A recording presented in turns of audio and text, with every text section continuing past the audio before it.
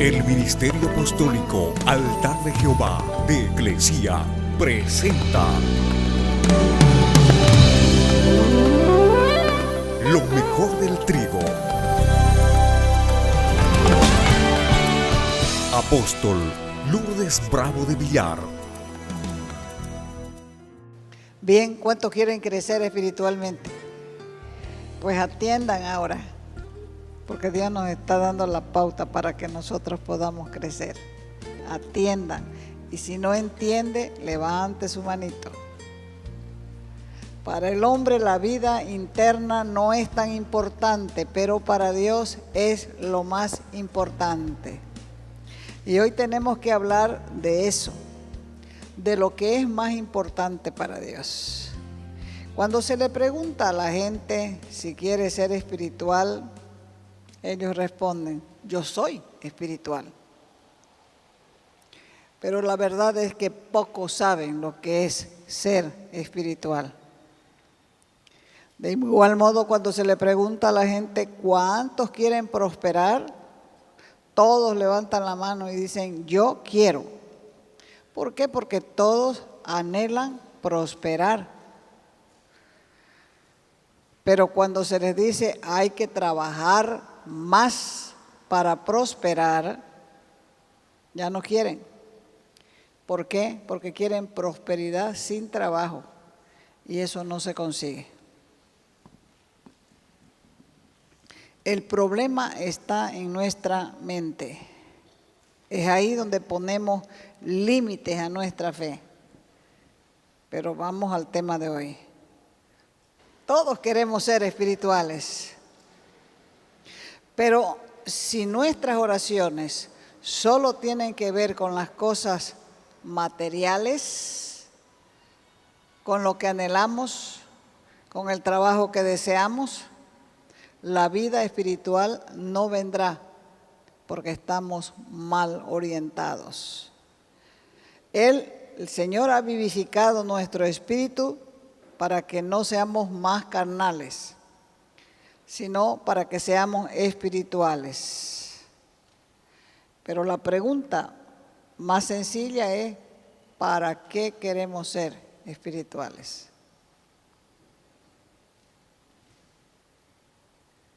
Dios nos ha dado vida espiritual para que produzcamos obras. El apóstol Pablo elevó una oración a Dios que está en Efesios capítulo 3. Él estaba preso y temía que por el hecho de estar preso la gente se desbande. Así que en Efesios 3:13 dice: por lo cual pido que no desmayéis, que no se desalienten, que no renuncien a causa de mis tribulaciones, de mis sufrimientos, de mis sinsabores. No se desalienten. Generalmente cuando un creyente tiene problemas y dificultades, la gente comienza a hablar diciendo: ¿qué habrá hecho? Seguro que ha pecado. ¿Por qué si son creyentes les pasan todas estas cosas? El apóstol Pablo temía que la gente desmayara en su fe, porque precisamente él estaba preso por predicar el evangelio. Pero como la gente no se detiene a pensar, siempre juzga primero. Por eso era que su oración era que no desmayen, que no se desalienten, que no renuncien a causa de sus tribulaciones. Y continúa ahí en el verso 14: por esta causa, decía Pablo, doblo mis rodillas ante el Padre de nuestro Señor Jesucristo, de quien toma nombre toda la familia en los cielos y en la tierra, para que les dé, conforme a las riquezas de su gloria, el ser fortalecidos con poder en el hombre interior por su espíritu. No es normal, no es corriente, no es natural que un cristiano se levante y haga esta oración.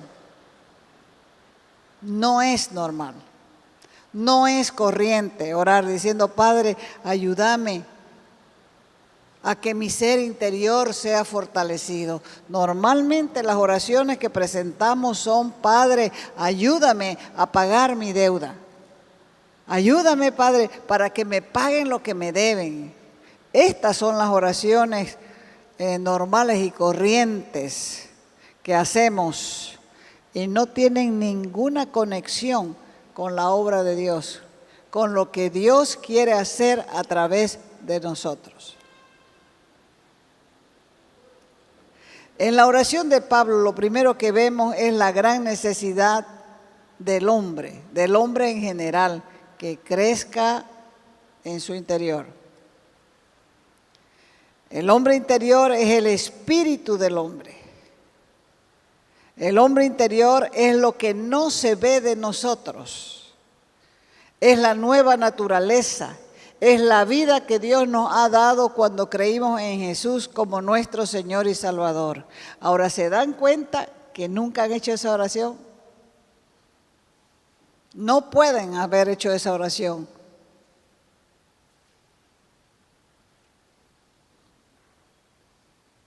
Porque es la vida engendrada a través del Espíritu Santo. Es la naturaleza divina viviendo en nosotros. Es la vida espiritual engendrada a través del Espíritu. Por eso es importante diferenciar entre las intenciones de la carne y las intenciones del Espíritu. Entonces, cuando decimos que queremos ser más espirituales, lo que necesitamos es desarrollar la vida del Espíritu. Y para ser más espirituales debemos ser fortalecidos con poder. Porque a la verdad, el espíritu está dispuesto, pero la carne es débil. Y generalmente, mundialmente, donde usted vaya, las oraciones siempre son por dinero. Ayúdame a pagar mi deuda. Ayúdame a que me den este crédito. Ayúdame a que me paguen.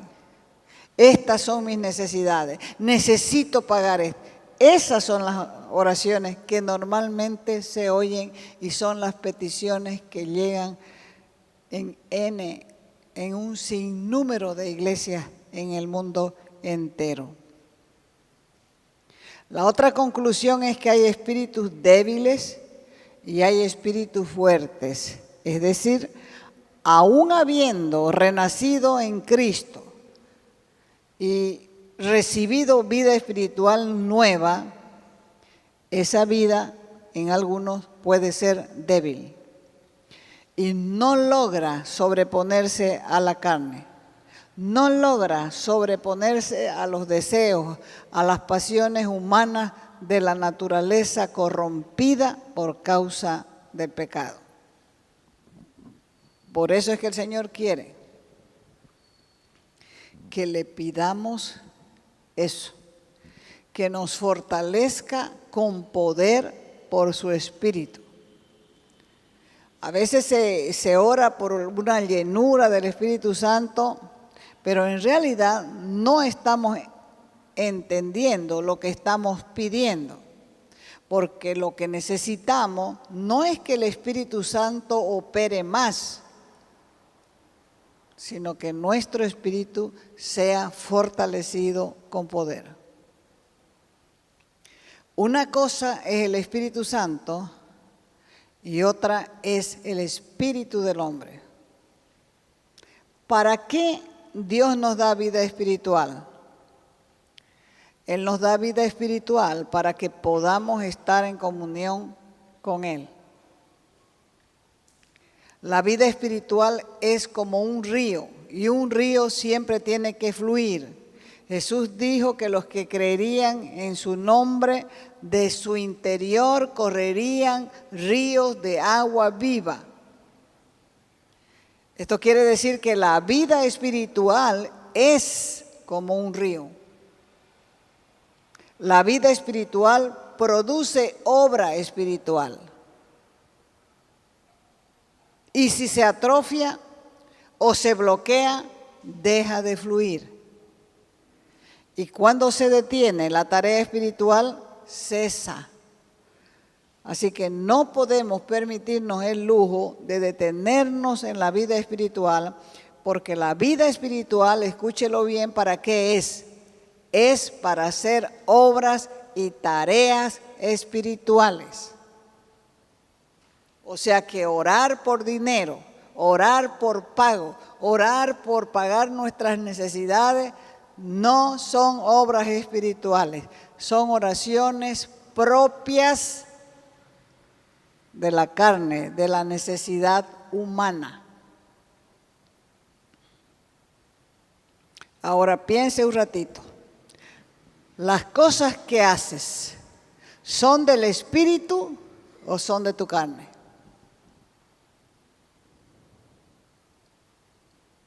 Porque es inútil pedirle a Dios que te haga más espiritual si no fluyes, como dice la Escritura.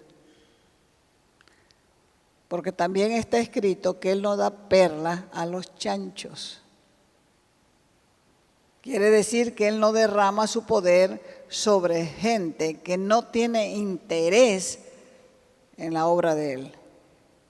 Y de la misma manera que las manos y los pies de una persona se atrofian cuando no se usan, la vida espiritual se atrofia por falta de uso, por falta de tareas espirituales.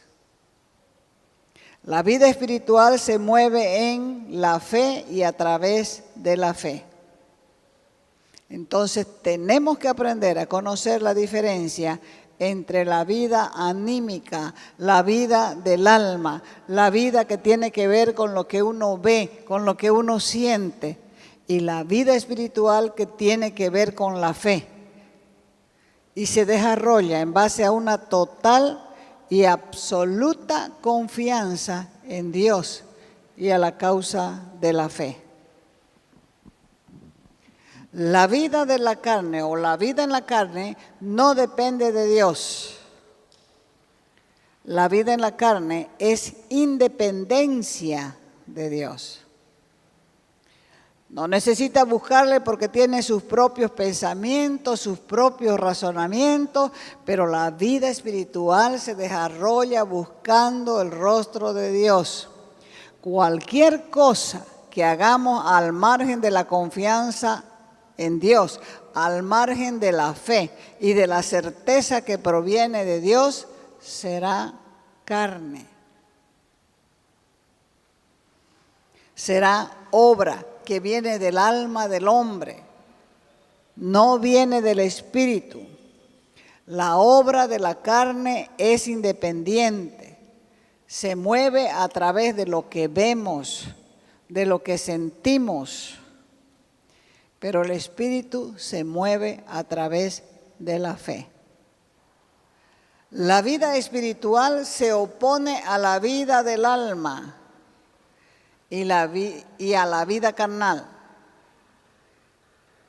El espíritu precisamente combate contra las intenciones del alma, tanto que el apóstol Pablo la llamó vida animal, porque confía en lo que ve, en lo que siente, y en tanto que el Espíritu Santo solamente confía en Dios.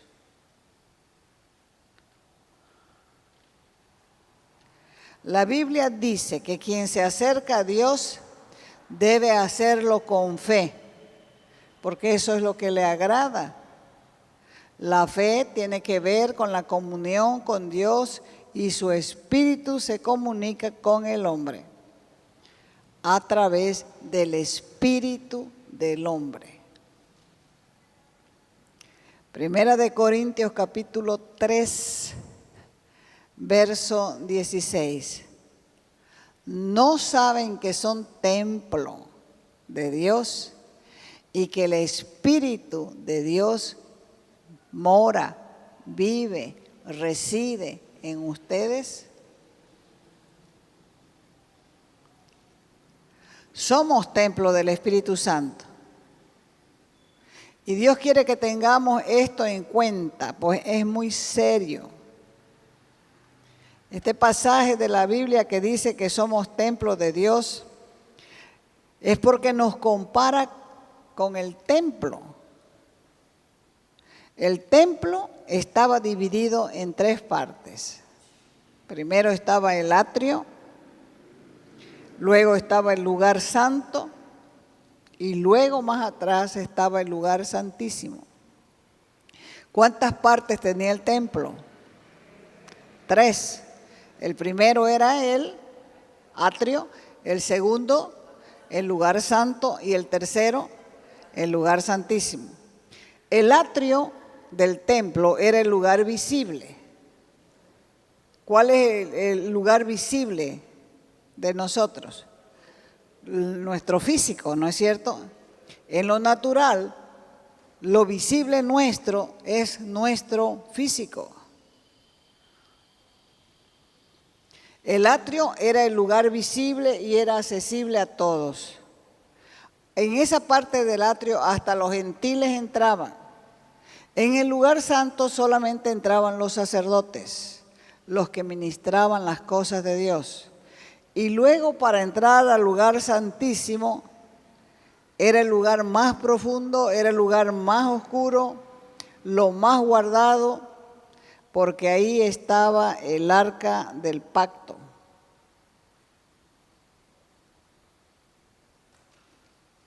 Y la presencia de Dios. Ahí al lugar santísimo solo entraba el sumo sacerdote una vez al año. Y si se atrevía a entrar en pecado, moría instantáneamente. Del mismo modo, el hombre tiene un cuerpo que se divide en 3 partes. El cuerpo humano viene a ser el atrio, lo que la gente ve. Lo que la gente ve de nosotros, eso es el atrio. Ese cuerpo o templo tiene un alma, que viene a ser el lugar santo. Y tiene un espíritu, que es el lugar santísimo. Ahora, ¿dónde habita Dios en el hombre? En el espíritu humano. Pero cuando está el Espíritu Santo en el espíritu humano, va haciendo un trabajo, va restaurándolo todo. Restaura el alma y restaura el cuerpo, porque espíritu, alma y cuerpo tienen que ser guardados para la venida del Señor. Entonces, el espíritu del hombre es pues el lugar donde habita el espíritu de Dios. Dios es espíritu. Su comunión de Él con nosotros es con nuestro espíritu. Y su dirección es a través de nuestro espíritu y por su espíritu. Por eso decía Pablo, quien se une al Señor, un solo espíritu es con Él.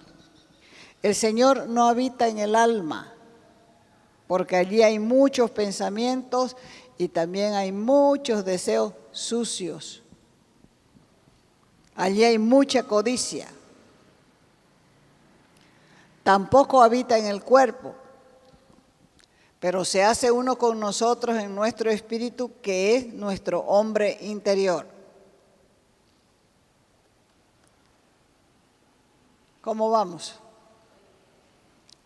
Entonces, de aquí, después de esta enseñanza, vamos a tener oraciones poderosas, porque van a ser oraciones en el Espíritu. Y las oraciones en el Espíritu las comienza Él.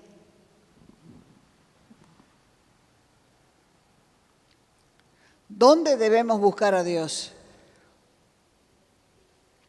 En nuestro interior. O sea que esa oración que dice, baja Dios, venga tu Espíritu, venga tu Espíritu, venga tu Espíritu, no tiene sentido.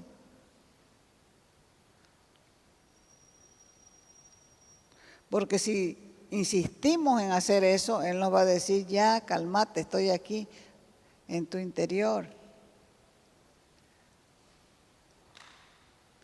Las religiones orientales enseñan a buscar en el interior diciendo que nosotros somos Dios y todo el poder está dentro de nosotros. Pero ninguna de estas personas que no conocen a Dios, Dios está en su espíritu. Ninguna. No tienen el espíritu vivificado. El espíritu de Dios no se ha unido a su espíritu. Así que quien no conoce a Dios y busca dentro de sí mismo en su interior, se topa con su propia alma, no es su espíritu. O sea que el buscar a Dios en el interior no es para cualquiera, sino es para los que han nacido de nuevo. Para no tener un espíritu débil y para que la carne no se salga con la suya, necesitamos pedirle al Señor, como nos enseña Pablo en el libro de Efesios, el ser fortalecidos con poder en nuestro hombre interior por su espíritu. ¿Cuál sería el hombre interior? El hombre. Su espíritu, pues, es lo más profundo. La carne, el alma, el lugar santo y lo más profundo, el lugar santísimo. Entonces, ¿cuál es el lugar que va a fortalecer el Señor con su poder? El espíritu.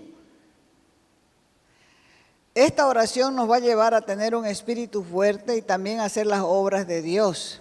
Porque el que quiera las manifestaciones del espíritu en su vida necesita que el espíritu se fortalezca. Y necesita que no nos olvidemos de pedir eso continuamente. Fortalece, fortalece mi espíritu, fortalece mi hombre interior. La dirección de Dios para nuestra vida ya está dentro de nosotros. ¿Por qué? Porque tenemos el ADN de Dios adentro. ¿La carne confía en qué? ¿En lo que ve? ¿En lo que siente? No necesita estar en la presencia de Dios ni orar para recibir dirección. Entra una persona, la ve triste, entonces, Padre, ayúdale, quítale la tristeza. Está mirando. Está mirando. El carnal siempre está lleno de pensamientos, de problemas, de afanes, de ansiedades y de muchas cosas. Pero el que es espiritual confía en Dios, espera en Él, es imperturbable. El carnal es perturbado por las cosas que le ocurren y le hacen cambiar de rumbo. Pero el espiritual no está pendiente de las cosas que se ven, sino de las cosas que no se ven. El espíritu no se sorprende con las circunstancias. El espíritu puede permanecer en paz en medio de la tormenta, porque su confianza está puesta en Dios. El espiritual necesita de la palabra de Dios, porque la palabra de Dios es viva, es poderosa y es eficaz y tiene poder para transformar nuestras vidas. La palabra de Dios es espíritu y es vida. ¿Y dónde recibe el espiritual?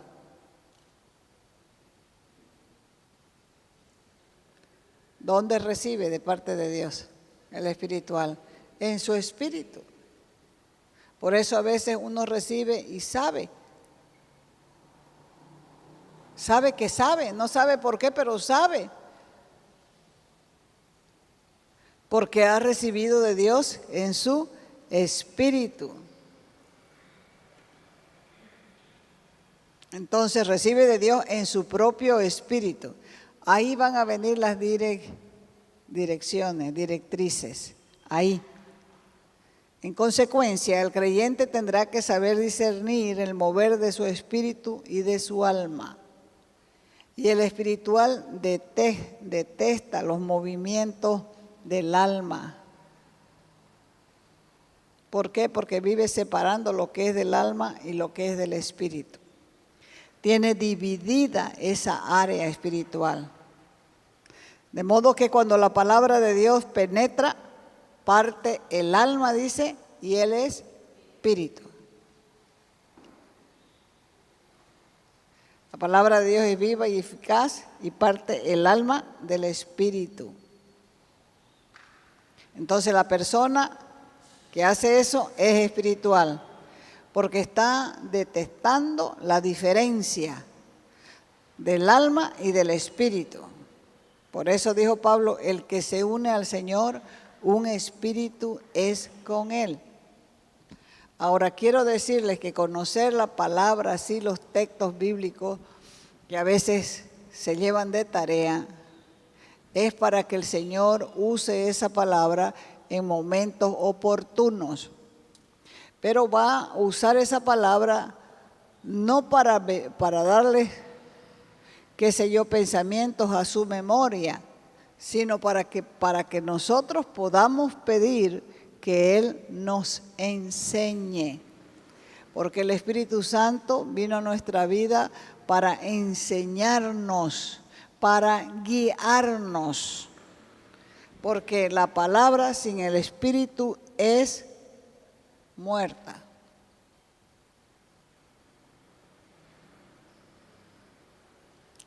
La palabra de Dios y la fe hacen al creyente espiritual. Y cuando una persona nace de nuevo, comienza una relación con el Espíritu Santo. ¿Cómo? Primero te convence que eres pecador. Lo primero que hace el Espíritu Santo es convencerte que eres pecador. Escuchas la palabra y Él te convence. Por eso es que uno llora y llora y llora, porque sabe que uno es pecador. Y el Espíritu Santo le está diciendo, sos pecador, necesitas arrepentimiento.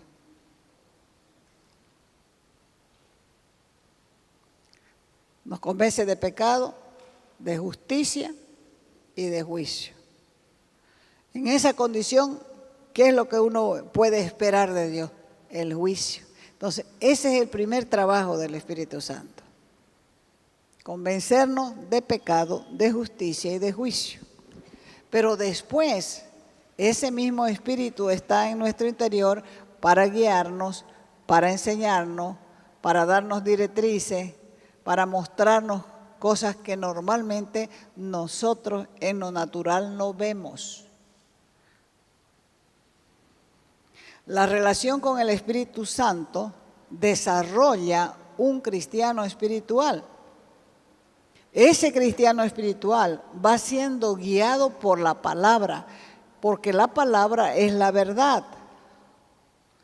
Y la palabra con el Espíritu Santo nos enseña todo lo que tiene que ver con Cristo.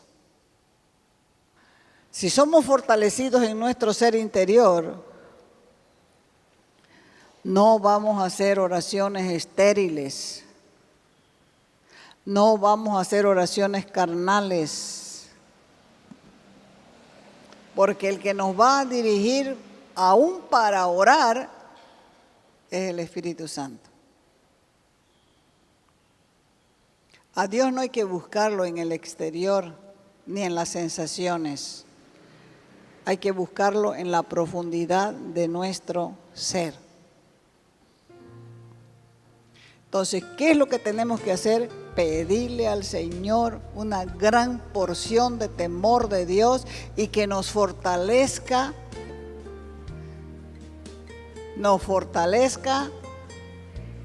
en nuestro ser interior, porque una vez que uno tiene el ser interior fortalecido, nadie le hace cambiar de opinión con respecto a las cosas de Dios, porque sabe en su interior que el que le puso ese sentir es el Espíritu Santo.